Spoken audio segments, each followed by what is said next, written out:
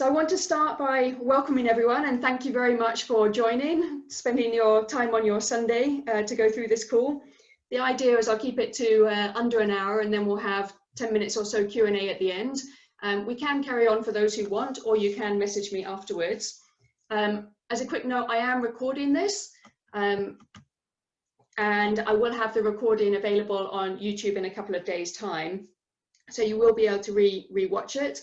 And if I can ask also, anybody who's interested in the notes from this or to be notified when it goes up onto YouTube, please do email to info@racingtheplanet.com afterwards so that we can make sure that we send this to you.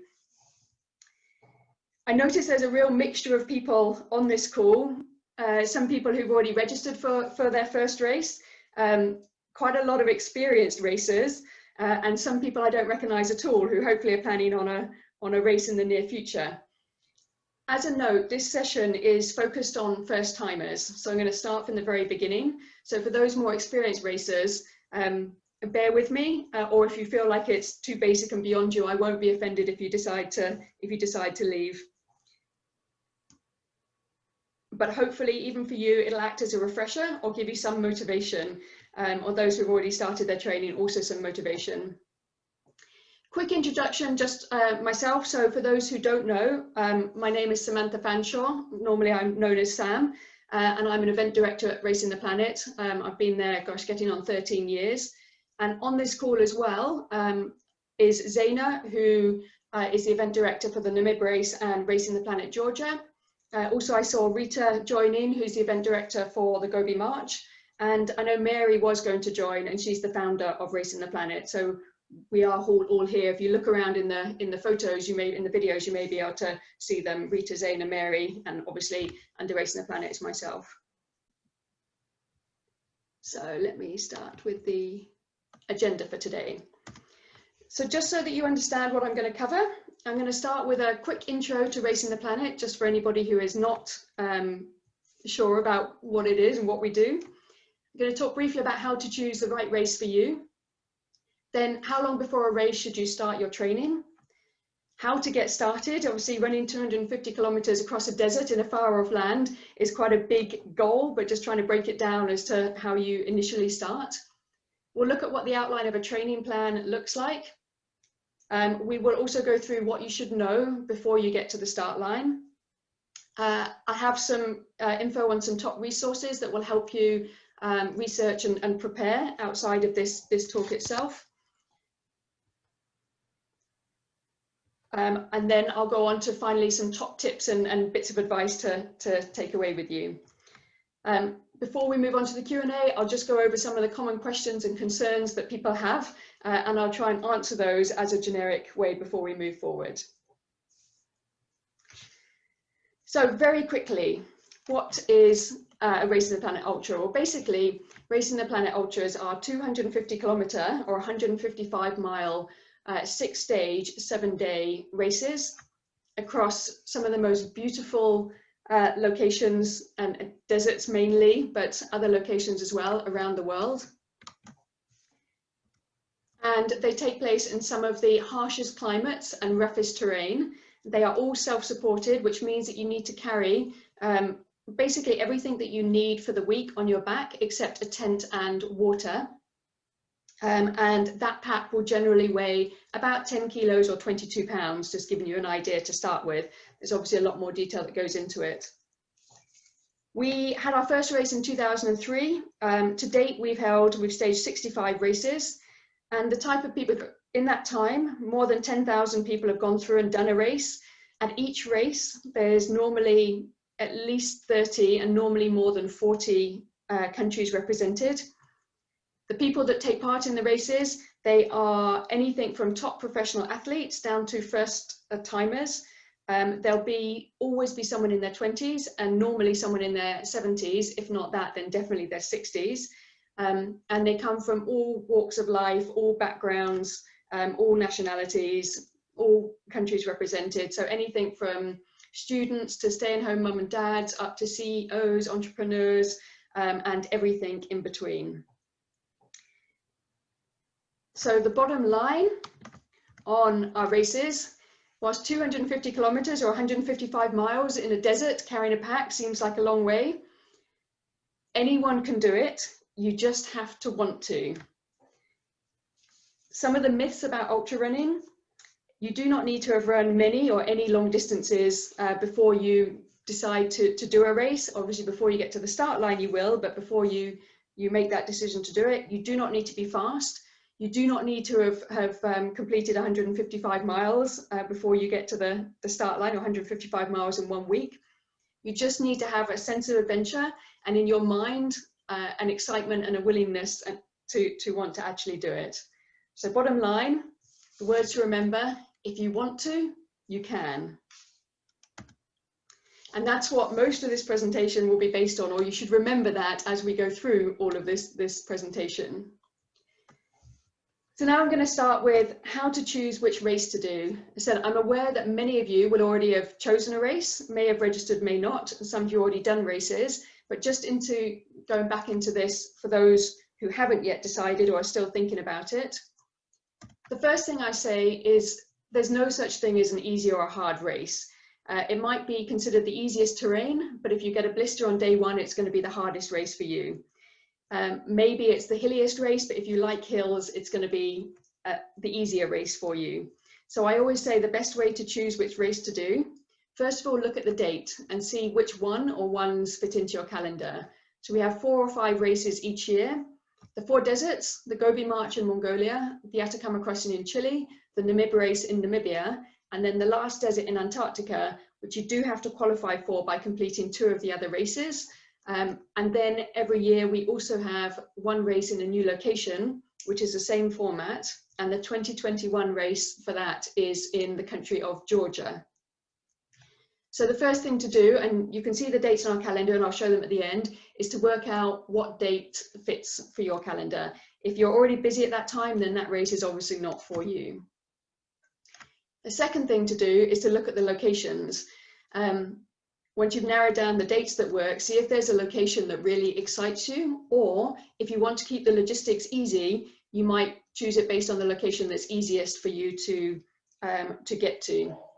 So just repeating again the locations, at the moment they're Namibia, Mongolia and Chile, which is almost every year, and then a new location each year. In 2021 it is Georgia, the country of Georgia, and sometime around when that race is due to start, which is in August, we will announce where that location will be in 2022.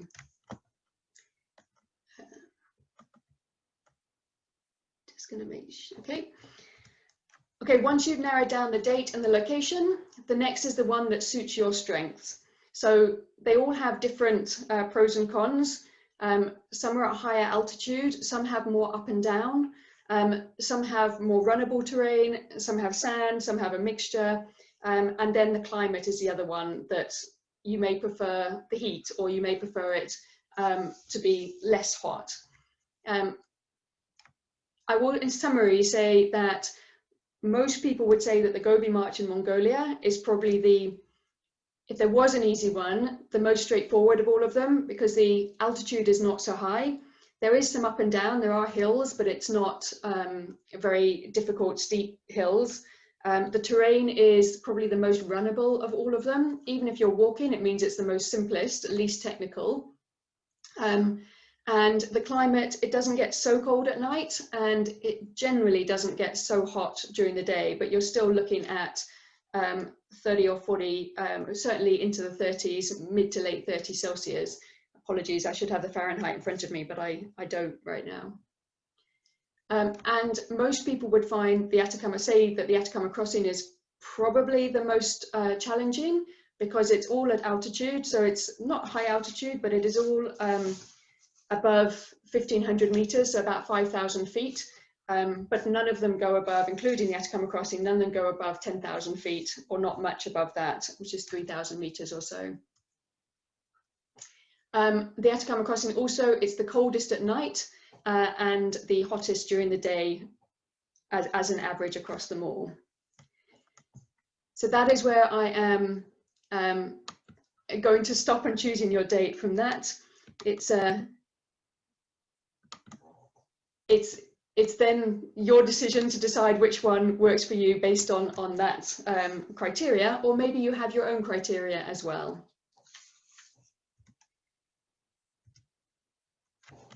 Moving on to the next section. So how long before a race should you start training? So there's two things to consider in this, and you should be considering this all the way through.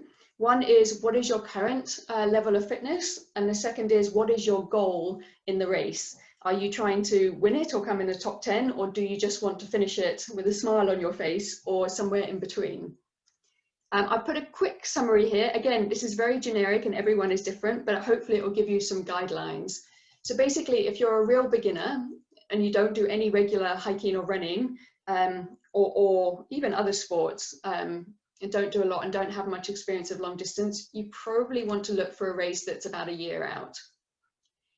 If you have a good base fitness, which I'm defining this as you hike or run 2 to 3 times a week, probably not more than 10K or 6 miles each time. So you're relatively strong and fit, but haven't done so much long distances either in one go or over a long period. Probably 6 months is a good amount of time. And if you are experienced at doing long distances, you're running or hiking 3 to 4 times a week, or have done some long treks in your time or in the last maybe 18 months or so, then 3 months is going to be enough for you. I wouldn't recommend much less than 3 months, just because you still need to fine-tune your training and prepare the logistics and the equipment. But it gives you a rough idea based on what level you're at, what you should be when you should be looking to do a race.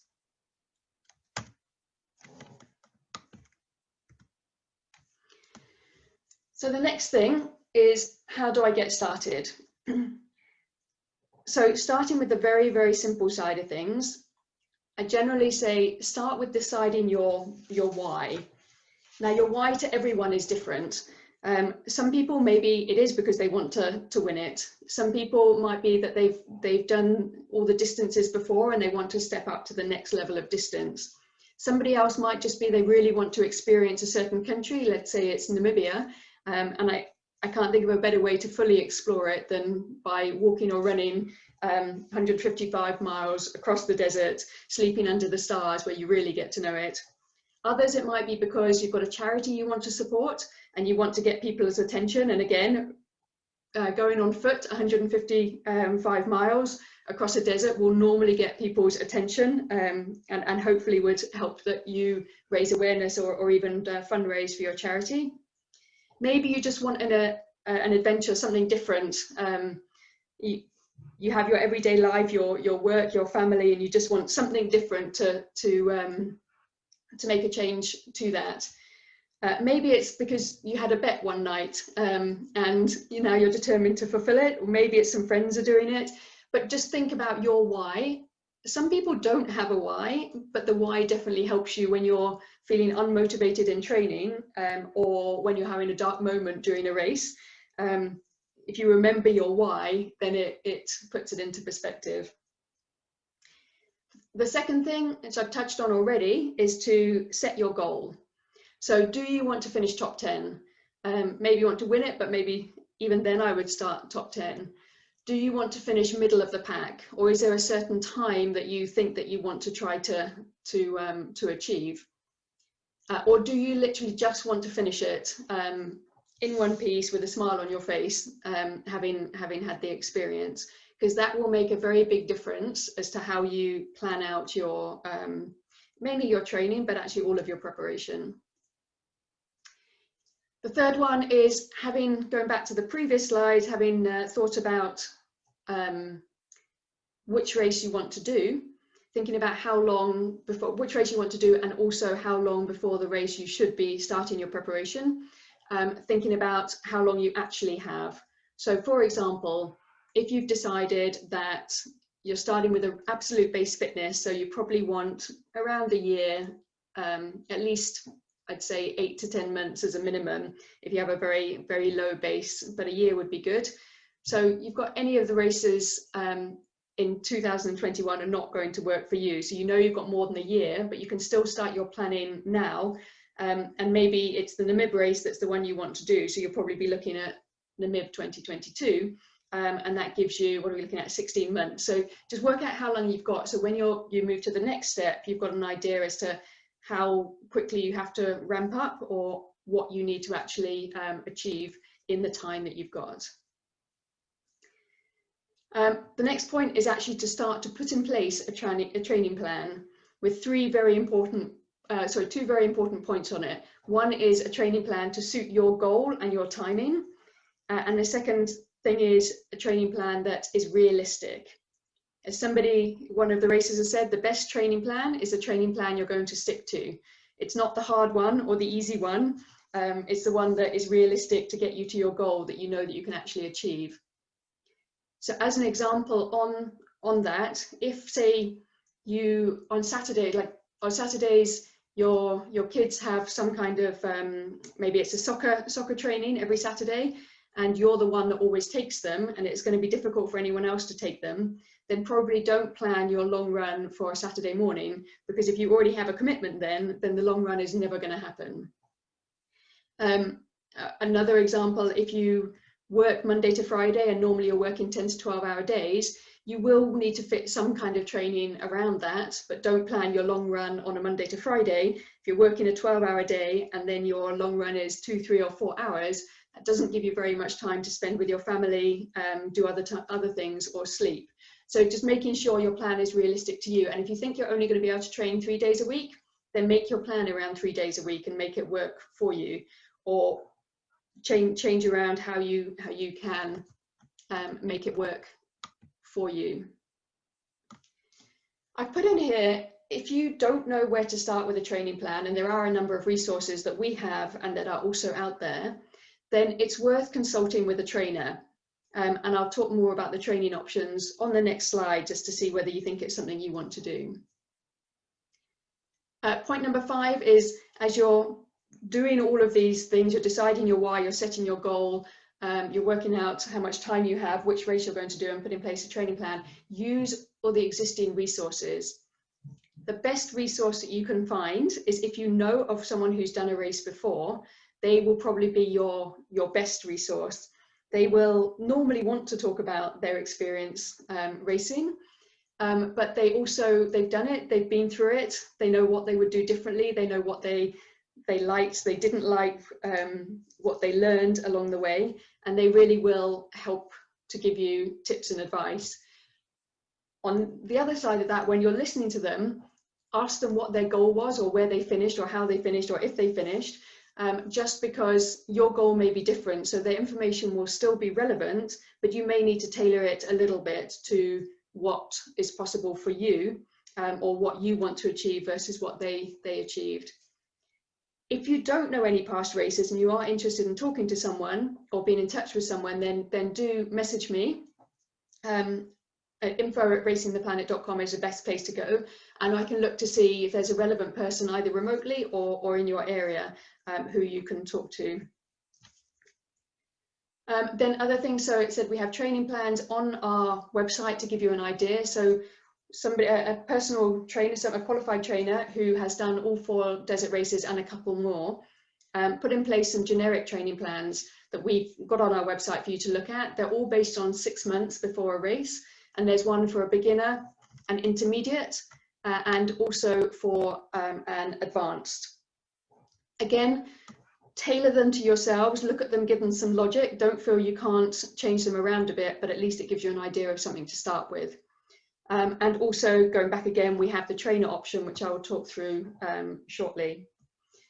And then the other great easy resource is the Racing the Planet website, not just where it's got about the course details, so you can see the stage distances and the elevation, etc., descriptions of the terrain, but the photos will show you the terrain, the scenery, the equipment, even this one on this slide, where you can see here, you can see what the size of a backpack will look like. You can see that he was wearing long socks, that he wore shorts, not tights. It gives you, even those kind of things give you an idea. And the blogs that people have been writing at past races, especially the last blog that they wrote at a race, because that will normally give you a pretty good idea of lessons learned. That's normally what the last blogs are.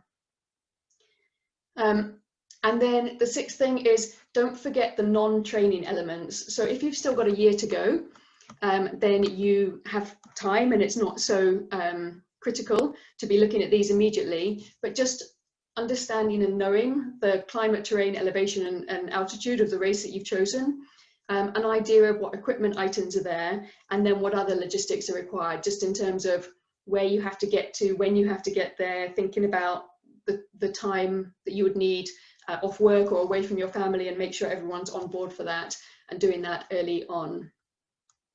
And once you've got all of those things in place, then you can start with the training and the preparation from that time.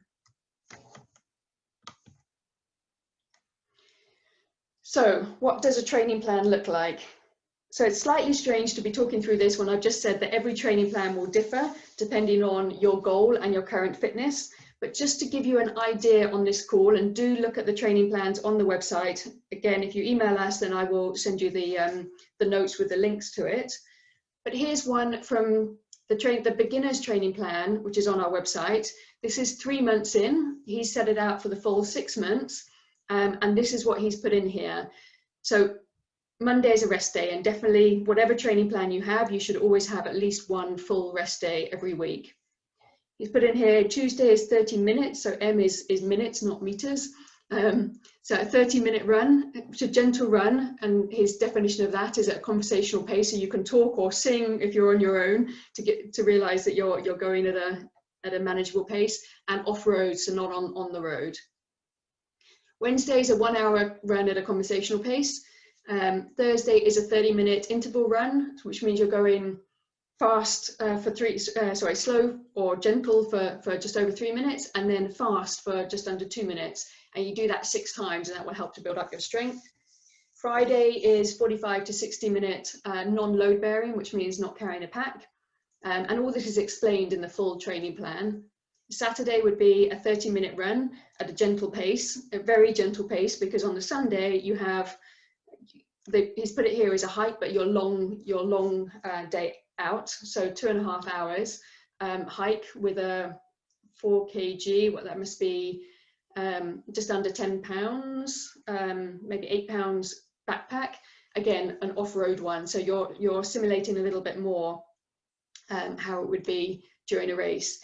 It's interesting to see at this time that he's doing it on time, not on distance. You can choose yours, but in ultras, off-road, especially in the desert, when you're carrying a backpack and you're in difficult terrain and climates, it's sometimes good to go on time rather than distance. You'll also find that GPS watches run out of battery, and you may not want to carry a battery to charge it. There's no charging facilities allowed, as it is self-supported. So looking at how far you go in a period of time is actually quite useful.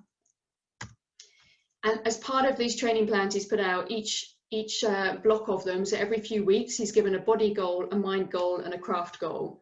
So the body goal in this three months before the race starts for a beginner who just wants to finish middle of the pack comfortably, but without any great aspirations and starting from scratch, is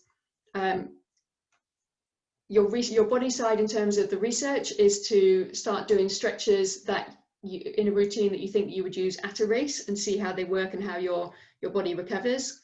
Start getting used to early morning exercise. The races normally start at 8 a.m. So you want to try and simulate that. He's put in here 7 a.m. If you can start earlier, it gives your body more time to get used to a slightly later time when you actually get to the race, and having eaten breakfast and seeing how it digests and how it works. And then in terms of the craft, he's saying here to research a head torch at this point. So just researching, selecting and testing and seeing how you get on with it. And as you can see, he's used it just on a road, on a sidewalk, so not off-road to start with, but in the dark, so you can see if it's comfortable for you and how you feel the light works. Another example of a training plan is slightly different to that, and this one is based on distances, but just to give you an idea of how different people's training plans can vary for them. So this one, Monday's a spin class, Tuesday is a 10 to 20 kilometer run. So what's that, a 6 to 12 mile run, jog or walk. Wednesday's a circuit training or something to strengthen your core or weight session. Thursday again was another 10 to 20, so 6 to 12 mile run, jog or walk. Friday is a 1 kilometer swim or some form of cross training. And then Saturday is the longer one. And you can see the range is wide here, 30 to 60 kilometers, which is what, 20 to 40 miles, I think that is, jog or walk. And it depends, this one depends on which week you're doing it in. So you don't do necessarily 40 miles every single week, but as you're ramping it up over the time, you can change it. And then the very important rest day, which in both of these plans, you can see the rest day is after the longest training day.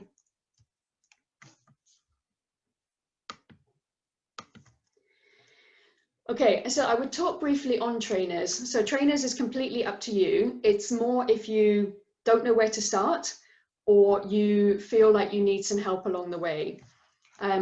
Some people might just want a trainer to help them put in place a training plan, which would normally work where you have a phone call or a meeting with them. They talk through where you're at, what your goals are, what your fitness level is, what you're trying to achieve, and then we'll put a plan in place for you. Just one training plan, give it to you once, based on you, but then it's for you to follow that and change it and adjust it as you need to. Another option may be that you want regular feedback from the trainer, so they put in a plan for you, but after a week or every month, you'll talk to them and you'll see what you've done, what you haven't done.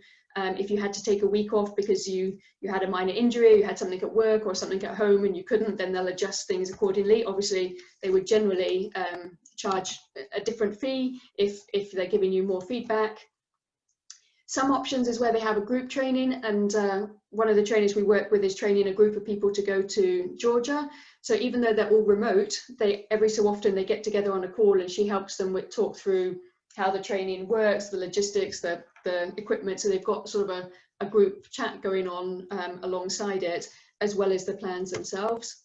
Or maybe you want everything, all-round life coaching as well as the specific training plan itself. Some recommendations. So there's 4 trainers, people who've all done our races who are now trainers themselves as well. Again, this is on our website. Mover Mentor is run by Roberto Ribolla. He's in Switzerland. He does it on site but also remote. Annem Swart is in New York, Canadian. She does all-round performance coaching. She can do it not just for ultramarathons, also for tries, and it's about everything. It's sort of more of a holistic approach, but I believe that she will break it down into certain sections if there's only certain areas that you would like. Hannah Walsh Coaching, she's based in the UK, but again does remote. She's the one who's bringing a group together to Georgia in a project called Breaking 250. She also does individual coaching. She's primarily focused on women, but you can always contact her and ask her if she would meet what you want from her. Or Jeff Ross, who is actually based in Malaysia. He's Scottish, and he will put in place a personal training plan for you. He's better if you just want one-off training plan. But again, just an idea. If you're at a loss, then going to a trainer is a good way to kickstart it. But by doing your own research, knowing your own body, your own goals, your own plans, you can also put it together yourself. Okay, so what should I know or have done before getting to the start line? These are milestones that are good to have, but you can make them specific to you if this doesn't seem relevant. But I normally say before you get to the start line of a race, you should be completing a minimum of 50 kilometers or 30 miles each week for a total of 3 to 6 months before the race. Obviously, you'll be ramping up above that, and to a certain point, you'll be getting up to that level. For some people, more than 3 months before. It can be running or walking, depending on your goal, but you want to be getting some kind of distance and time in. Again, as I said, not everybody has done that when they've come to a race, and they can still complete it, but this is a recommendation. To have completed around 50 kilometers or 30 miles as a one-off distance at some point during your training of it.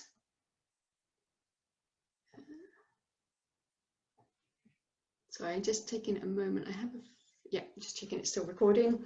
And then to have next on here is to have completed, I say at least once, but hopefully more than once, some back-to-back training. So it's not just go out there and do a training session and then you're done. When you're at the race, you do it one day, you get to rest overnight, eat, sleep, etc. And then you have to get up again and do it the next day. So to have done some back-to-back training, so basically one day of a distance and then doing a good distance the next day. And I put in here, ideally at least once to have done a 2 30-kilometer days or 20-mile days back to back, so you can feel how your body recovers.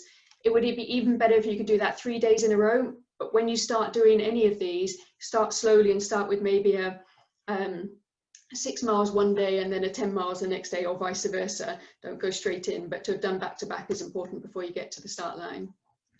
To consistently have carried a 10 kg or 22-pound pack in training without any pain or strain.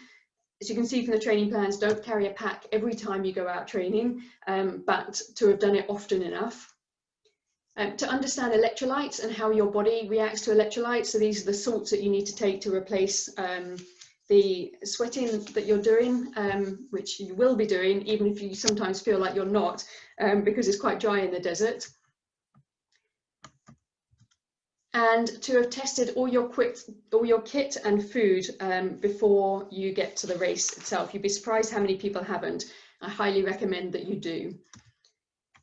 And finally, so there are cut-off times during each race. Every checkpoint has a cut-off time, and it's normally based on a walking speed of 4 kilometers or 2.5 miles an hour. That's without additional time for resting. So to put that into perspective, it is possible to walk the entire race and still finish it, but you want to feel like you can comfortably do that from your training, because if you can't, then you will be cut off during the race. Moving on to some helpful resources. So I've covered most of these anyway, but I'm going to run through them quickly. So past racers, either people that you know or let me know, ask me to put you in touch with people who have done a race before.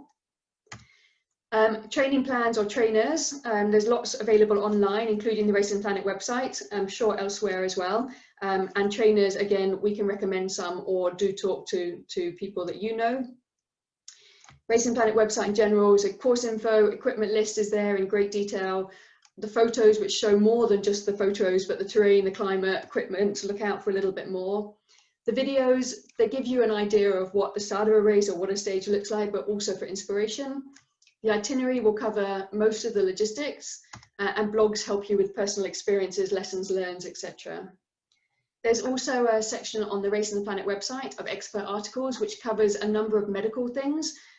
For example, dehydration, so it tells you the signs to look for, how to prevent it, so that you can look after yourself in training and also during the race. It will also talk about blisters and how to help to prevent them and how to treat them. It talks about how to manage your sleep, so it covers a number of areas. Also some articles there on equipment, so if you're going for a sleeping bag, it's one of the places you might go to research in terms of what you should look for in a sleeping bag to make sure it's warm enough, but also as light as it can be. There's some training, the training plans are there, and some other training resources. And there's some articles and features on nutrition, ideas on nutrition as well.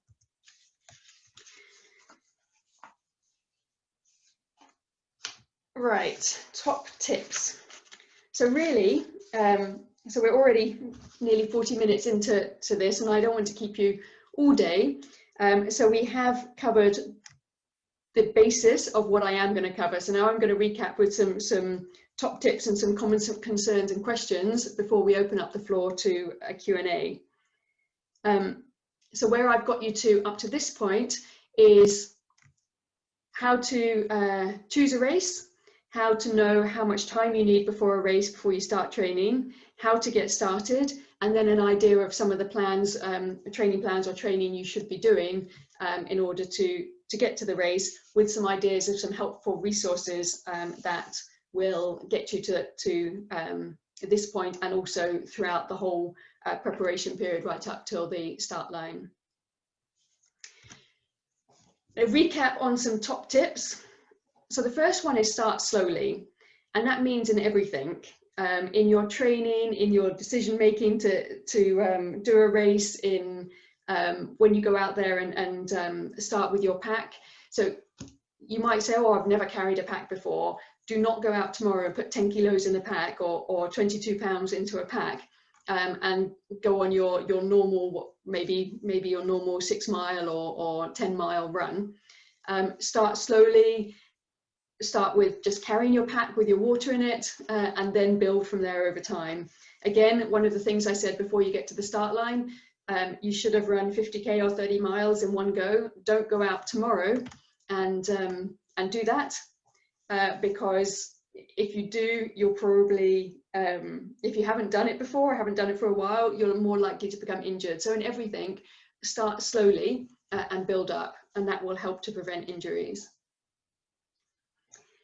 My second tip here is don't just run in your training. Even if you're planning on running most of it, or you're hoping to run most of the race, there's a good chance that you will walk some of it, even if it's walking the hills, the uphills, or walking some of the more technical sections, because you use different muscles for walking and running. And also if you're walking, you're normally out there for longer, so more time on your feet. It's good just to know what that feels like. So do sometimes in your training, do some walking, and the other way around. If you're planning on walking all of it, do still do a little bit of jogging or running, because it will help with your walking stamina. Next point, build training into your daily schedule. So some examples of that. So partly is nobody has enough time ever. That's the one thing that I think probably all have in common. So if you can combine tasks together, so you've all heard it before again, but to reiterate, so if you do commute to work, maybe you can walk or run for some of it, or even cycle, because all of it's moving rather than sitting in a car or on a train.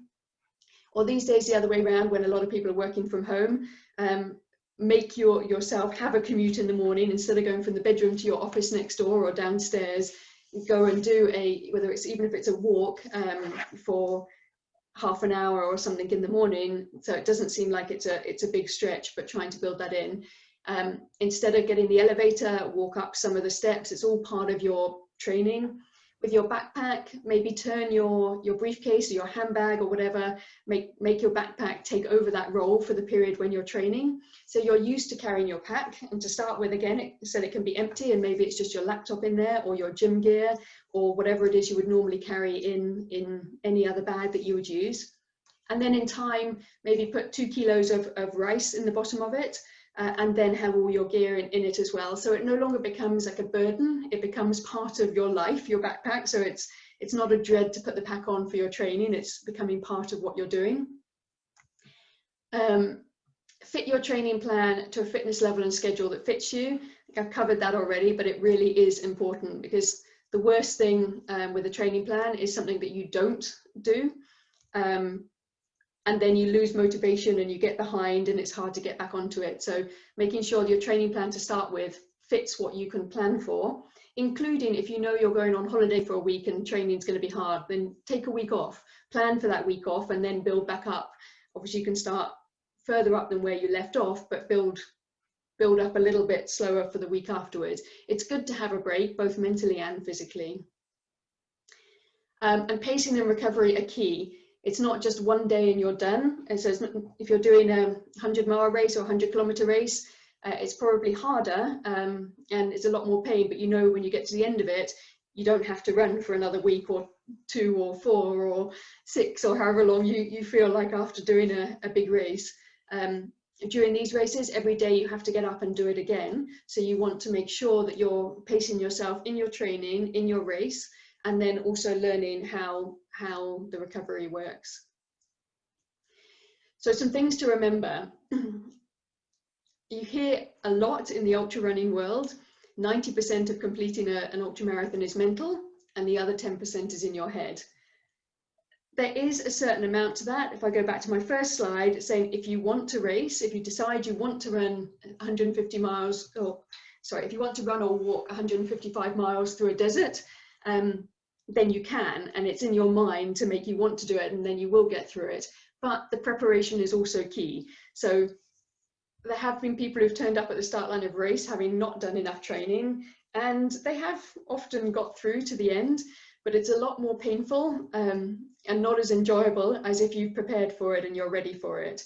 So it is a mental game, but don't just leave it up to your mind. The preparation helps as well, which leads me on to, if you fail to prepare, then you should prepare yourself to fail, because if you're not preparing well, then there's a good chance that you will not succeed in the end, or at least not succeed with a smile on your face, or having enjoyed the experience as much as you could. The people at the front of the race go extremely fast and are very impressive, but actually the race is probably more like somewhat of a running holiday for them, because their training has been so difficult. And then they get to go there, they will complete a stage in 3 or 4 hours and have the rest of the day to relax and be at camp and recover and eat and chat and sleep. But their training has been a lot harder. So whilst it is in the mind, you still need to prepare for it. And then the third one on there, which I've said many times in this last 45 minutes, but saying that the best training plan for you is the one that you can stick to. So for my typo there. So there's no point in having a amazing looking plan that there's no way that you're ever going to do. But on that as well, with a training plan, they always have to be flexible to an extent. You can't keep missing your long run week after week after week, but if you miss it 1 week because you've got other things going on, or because you're feeling tired or under the weather, or have a minor injury, then you have to allow that flexibility there. My last slide to go through before we go on to the questions is some common concerns or questions I get from people, and I'll just try and answer these here. I've never camped before. I'm always amazed at how many people make it to the start line of the race having never camped outside. It doesn't matter, it's an amazing experience, but it's probably a bit of a shock if you really never have, and you come out to the camp night one with a new sleeping bag, hopefully, probably, maybe a sleeping pad, but you haven't experienced the cold ground, or not being in a bed, or not having a light you can turn on. So I do recommend, if you have never camped before, even if it's in your garden, spend at least one night outside, or maybe even sleep on the floor in your house for a few nights, just so you can be used to some of the discomforts that can come with camping. How do my tent mates get selected? So if you are coming with a group of people, you can request to be together with them. Part of the experience of the races, it's the beautiful scenery, it's the challenge to complete the distance, complete the race, but it's also the inspiring people you meet. And we do, if you haven't requested to be in a full tent of people, we'll match you based on a mixture of making sure there's someone that speaks the same language, that there's some kind of link in age, but not necessarily, it's not going to be all men aged 40 something from Canada all in the same tent. We try to mix people around, but really and truly tent mates do become your lifeline, your friends, and often lifetime friends. But you can put in recommendations to us. Then the tents are assigned with between 6 and 8 people, depending on the race, and you will be with those tent mates each evening, or each of the 7 nights that we spend out in the desert. Another question I often get is, I don't know anyone else doing the race, and they're worried that they may turn up and be completely on their own. I would say of first timers doing the race, which is normally about 50% in each race, at least 85%, if not 90% of the people come on their own, not knowing anyone at the race, maybe having met some people through us or through forums or through mutual friends beforehand. And you will go away with some lifelong friends, so that doesn't matter at all. You will not be on your own for very long. You can still race on your own and be on your own on the course, but you'll meet people and chat along the way, or at camp, or your tent mates. So coming on your own is very common. You're definitely not really on your own. I'm not very good in the heat. Based on this, you might want to go for a slightly cooler race, although most of our races are quite warm. Looking at the races coming up, the Gobi March in Mongolia is probably the least hot, but the Namib can also be cooler on certain parts of it. But if you're really not good in the heat, then just think of everything you can do to prepare yourself for it.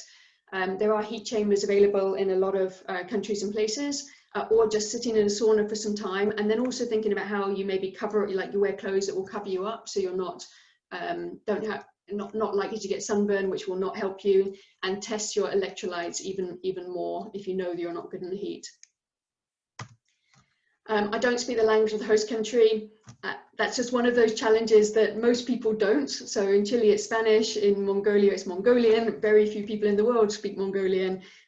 You will get around. English is normally the easiest language, but even if it's not English, people always manage to get around. Our race language is English, but we always try to have someone there who can help translate if you don't speak English. What is the weight of my backpack? So most backpacks, so the lightest I think we've ever had in a race was around 6 kilos, which I'm thinking must be around 14, 15 pounds. The average is definitely 10 kilos, it's 22 pounds. And that's kind of what you want to aim for. Try not to go above 12 kilos. There have been people with heavier backpacks. You can't get rid of any of your mandatory gear. You have to have it. So if you bought a heavy sleeping bag, you have to have it throughout for the race. If you bring optional gear that you don't want anymore because your pack's too heavy, you can dump it, but you won't get it back. You need to pass it to the race officials. So don't bring a heavy SLR camera and halfway through a heavy and expensive SLR camera, and halfway through the race you realize it's way too heavy and don't want it because you'll never see it again. How will I be sure to wake up in time for the race start each morning? And I get this question a lot, which is why I've included in here, even though it's a little bit random. You will wake up. You have to bring you will bring a watch of some sort, so you can have an alarm, but you won't need it, especially on the first morning, which is the one people seem to worry most about. Is everyone's fresh and has been preparing for this. They've traveled halfway around the world. They're having their first night in the camp. People are up extremely early. You'll end up having the opposite problem, is that how can I not be woken up so early, to which I would recommend bringing earplugs.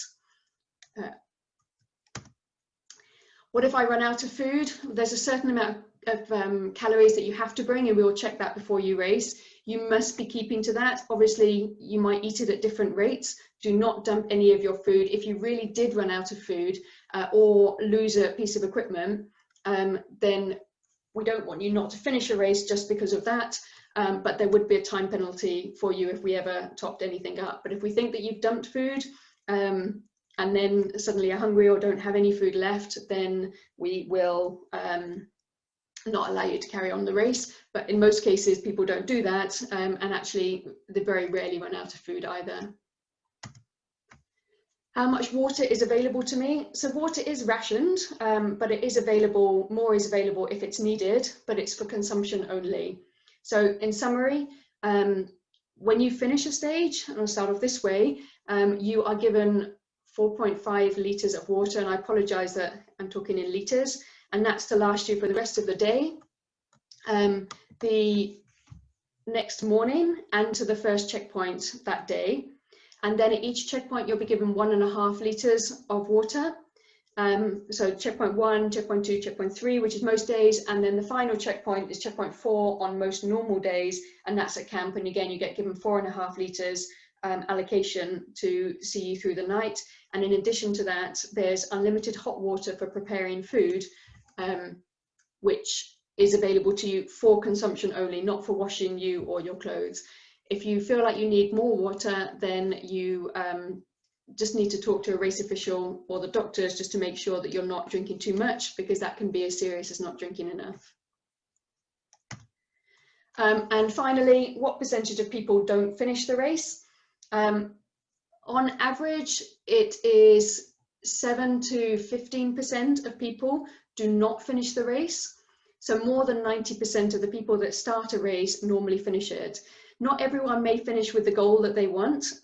Most people do if they've trained well and prepared well, but the finishing rate is quite high. Of those people that don't finish, the main reason that they don't is because of their feet, and it is absolutely key to look after your feet. I probably should have put that into a top tip, both in terms of preparing them during your training and putting putting them through a tough time, so you know where you might get blisters, if you might get blisters, and how to practice preventing them and treating them. And probably the second highest rate is to do with not managing water or food well. And if you get behind on your hydration or your nutrition and your calories in, it can be quite hard to catch up. So it's about starting from day one, even though you might be overexcited, is to remember the routine that you put in place. And final question, common question is, what are the toilet facilities like? At the camp, there are toilet facilities. Most cases it's portaloos. The odd race, it's a hole in the ground, but normally now it's portaloos. But they are very basic. You do have to bring your own toilet paper as part of being self-supported. There are no showers, so it's no showers for the week. So you have to manage with wet wipes and not showering. It's part of taking you back to the basics to appreciate the modern day comforts that we've become used to these days. And when you're out on the course itself, you go al fresco. We give you bags to put any toilet paper in, so we're not littering the countryside. And if you have anything solid, you can leave it out on the course, but we ask you to bury it by digging a hole with a stone or covering up with stone. So again, we're not leaving anything unhygienic behind. So that brings me to the end of what I have to say. You've all been very patient listening to everything. There is so much more I could say, but I didn't want to take up too much time, just as an initial refresher. So at this point, I'm just trying to see if I can unmute you all, but maybe I'll just ask if anybody has a question now, you can unmute yourself and you can ask me, or Zaina, if you saw anything in the chat that was worth answering, then please help me out to answer those. Hey, Sam. Oh. Hi, Beth. Hi, John. Again, you guys have been...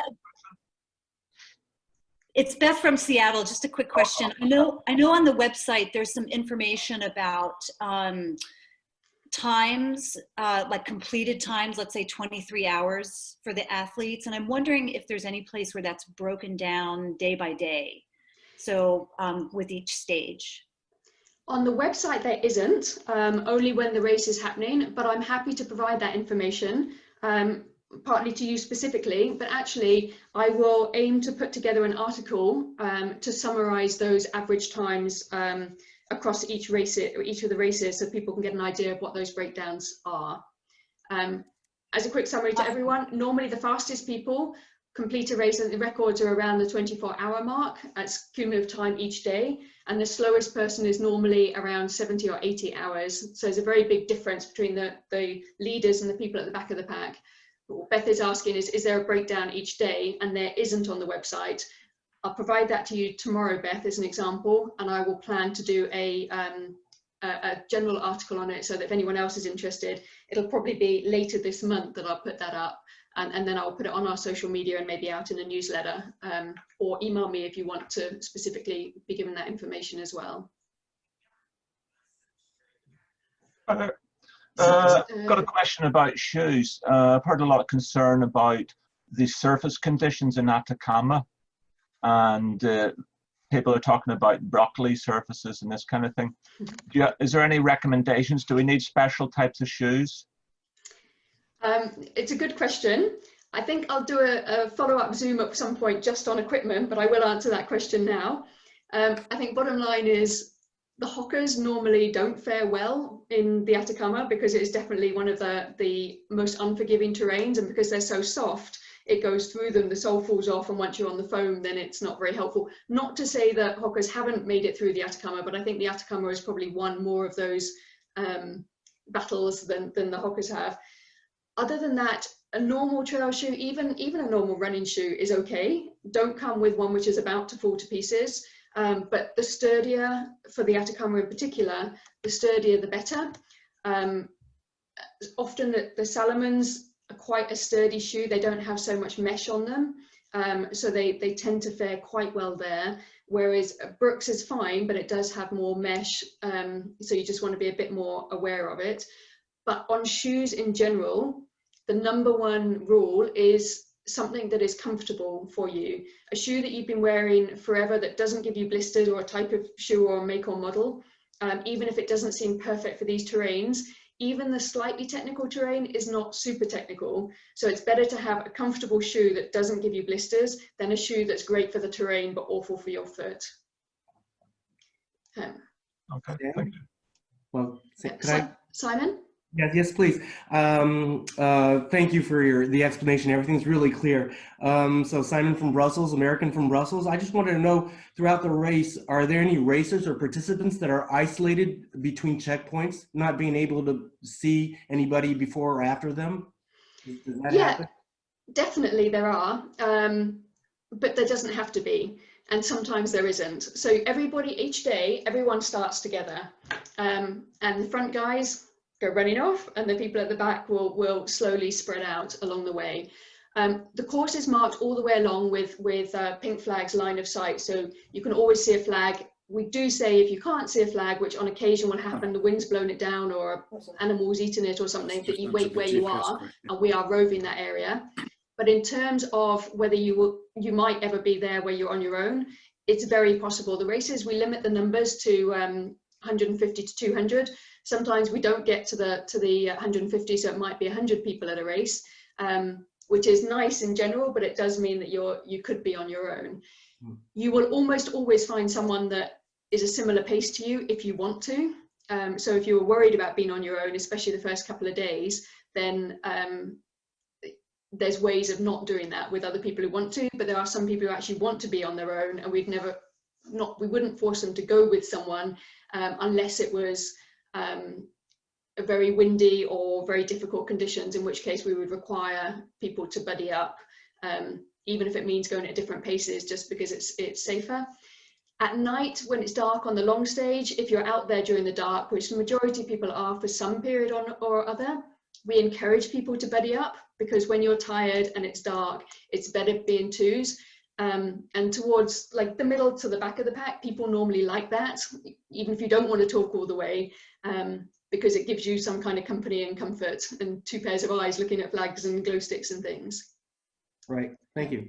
That's fine, thanks.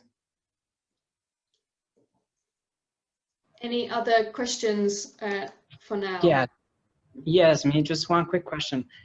From what you have seen, like, what do racers do in order to get to the race, like financially? Do they self-finance the race, or do they go with sponsors, or yeah, what have you seen? So it's a real mixture between, as you said, self-financing, getting sponsorship, raising the money through other means. There are sometimes charities or organizations or schools that will sponsor people, or part sponsor or group people together. There have been people who've come to the races by going through a GoFundMe page, where they're very clear that they're looking for money to go to do a race. And people who want to donate can do. But I would say the majority of people probably self-fund, even if that means saving money over a number of years. But it is possible. There is an article on our website with some ideas about getting sponsorship, doing the GoFundMe, looking for other options that will help you. But the easiest way is to self-fund, even if it means taking it over a number of years before you can come to a race. Awesome. Yeah, I was curious. Thank you very much. Okay. Kan jag bara snacka? Hi. Yeah, I was wondering, what kind of GI issues do people usually get in Atacama? Because the weather is quite hot at the daytime, but the food is not too good the otherwise. So is it constipation or diarrhea, or do people get that? Definitely, not just at Atacama, at all the races, but not everybody gets it. It's about how people manage and prepare for it. Probably the most common is vomiting rather than anything else, because so GI issue, the question was about people who have stomach issues during a race, and it is normally related to the heat, but as much as that is people who haven't been eating and drinking as they should. So the GI issues come as a result of not hydrating properly throughout and not eating properly throughout, or the heat gets to you, and some people's stomachs are not so good in the heat and have problems with it. if you know that you potentially might have those issues, there are like anti-nausea pills are normally the best ones. They stop you feeling nauseous, which allows you to take calories in. The other thing is within your planning for the race is just to try in hot circumstances, if you're able either to get to somewhere hot to train, or in a heat chamber, if there's an option in your country, or sort of even just in a sauna, or make a room very hot, or go running out in a lot of layers so you feel hotter. It doesn't exactly replicate it, but gives an idea, and see how different foods go down with you, and work out what you can and can't eat or stomach when you're not feeling so well. Things like crisps, for example, they're full of fat, full of salt, and most people like crisps, so they're normally quite easy to get inside you, whereas a gel, if that was your only option and you're not feeling so well, is not so good on the stomach. So thinking of those options and thinking about that when you're preparing your food and in your planning. Okay, thanks. And we can answer more on that. Again, I think there is an article under the expert articles about stomach issues, and also under the dehydration, which is where that sort of all seems to come from. The heat illnesses and dehydration is all in there, and it sort of starts from that. But yeah, it definitely can be an issue, but you want to prepare to try to prevent it.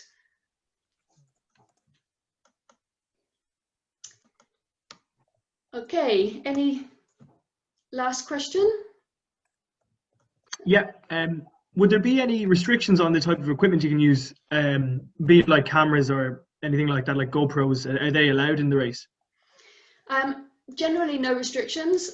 We used to limit videos, but you're welcome to use a video now, only if we see there's certain restrictions of what you take videos of. So if someone is having a bad time, and you're videoing them, we'll probably ask you not to, because it's not fair on them. It's not really for you to be videoing or photoing other people when they're having a bad moment. But in terms of actually being able to use that stuff, no. And you can use GPS watches, you can use all of that, but there are no charging facilities. So you either need to manage how you're going to do it. You're allowed to use music as well, but you have to think about how you're going to charge and maintain those. That's a good question, Kate. There's certain times when we'll say, please don't use music on these sections. So if there was a section that's on a road, which would only be short and not for long, there might be vehicles on there that aren't ours. We would request that you don't use your iPod your music in those places. Or if we think you're very tired, because it takes your mind away from following flags, or we just ask you to be focused on it. But I can't think of any equipment that you're not allowed, as long as you're carrying it all the way. Do people use solar chargers? Say that again? Do people use solar chargers? They do, definitely. And sometimes they use them and they don't work, and it's more frustrating. People sometimes use the,